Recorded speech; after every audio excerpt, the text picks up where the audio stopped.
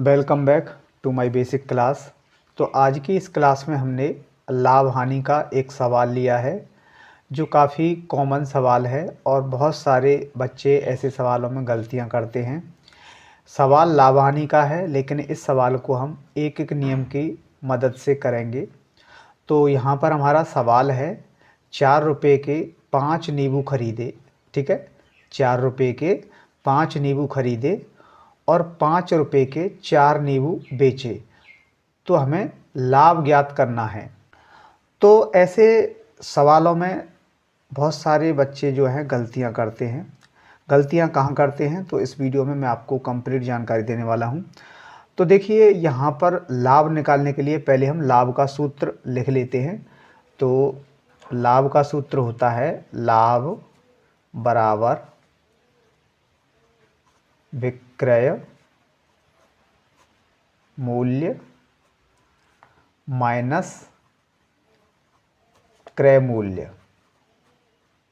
ठीक है, तो मैं आपको बता दूं, विक्रय मूल्य वह मूल्य होता है जिस मूल्य पर कोई वस्तु बेची जाती है और क्रय मूल्य वह मूल्य होता है जिस मूल्य पर कोई वस्तु खरीदी जाती है। तो हमें इस सवाल में लाभ ज्ञात करना है। तो लाभ ज्ञात करने के लिए हमें दोनों चीज़ चाहिए, विक्रय मूल्य चाहिए और क्रय मूल्य चाहिए।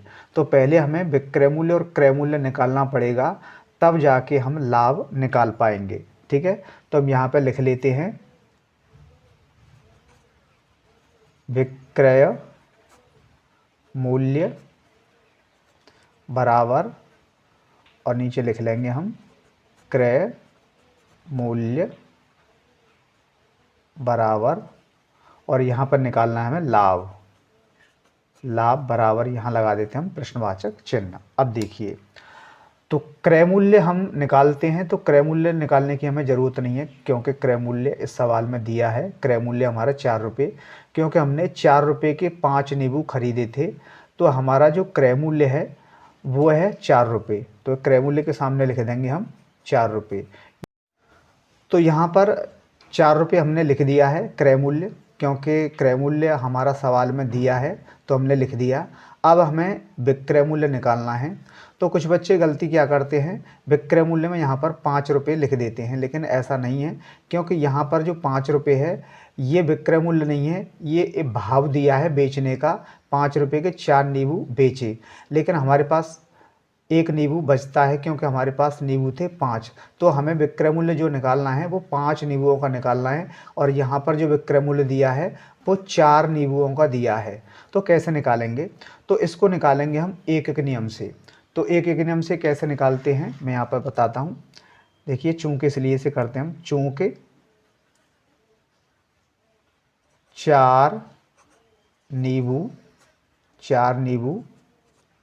बेचे बराबर 5 रुपये के। ठीक है, 4 नींबू उसने 5 रुपये के बेचे, इसलिए 1 नींबू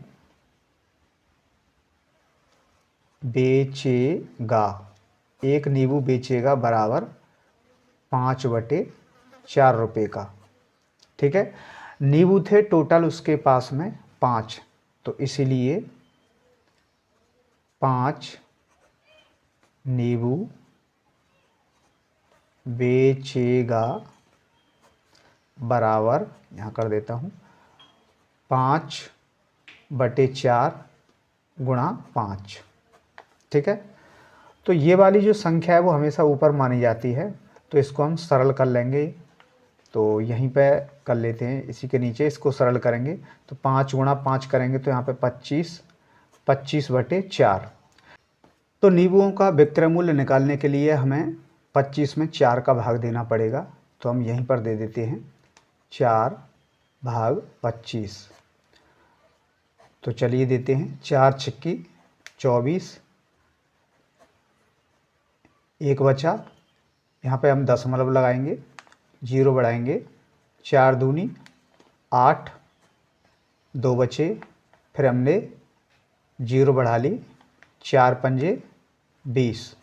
ठीक है, तो ये आ गया हमारा 6.25।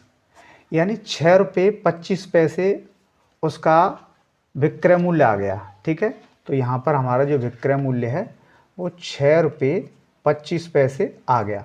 अब देखिए हमारा विक्रय मूल्य आ गया 6 रुपये 25 पैसे, क्रय मूल्य हमारा आ गया, तो लाभ हम आसानी से निकाल सकते हैं। तो हमने लाभ का सूत्र लिखा है विक्रय मूल्य माइनस क्रय मूल्य। तो विक्रय मूल्य हमारा 6 रुपये 25 पैसे और क्रय मूल्य हमारा 4 रुपये। तो लाभ निकालेंगे हम, यहीं पे घटा देते हैं 6.25। घटाने का तरीका आप देख लीजिए, बहुत सारे बच्चे दशमलव के घटाव में भी गलतियां करते हैं। तो 6.25 में से हमें 4 घटाना है, तो यहाँ पे 4 लिखेंगे और यहाँ दशमलव के नीचे दशमलव लगाएंगे हम। ठीक है, दशमलव नहीं है तो यहाँ पे 0 बढ़ा देंगे। ठीक है, ये बहुत ही आसान तरीका है दशमलव का जोड़ और घटाव करने का। सॉरी, मैंने जोड़ कर दिया।